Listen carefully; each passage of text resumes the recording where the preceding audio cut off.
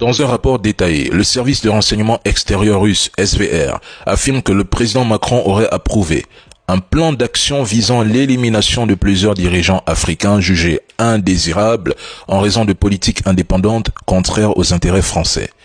Il évoque également une implication française dans la tentative de coup d'État du 3 janvier au Burkina Faso qui a finalement été déjouée. Selon ces mêmes sources, la France préparerait des coups d'État néocoloniaux en Afrique. Dans ce cadre, le nouveau président de Madagascar serait désormais dans la ligne de mire de Paris, qui chercherait à le renverser en raison de son orientation diplomatique, notamment son rapprochement avec les BRICS. Le SVR estime que Paris tente de reconquérir l'influence perdue dans plusieurs pays africains. À cette fin, l'administration Macron envisagerait des stratégies de déstabilisation. Si les pressions échouent, des coups d'État néocoloniaux ou des révolutions colorées seraient utilisés pour renverser les régimes visés.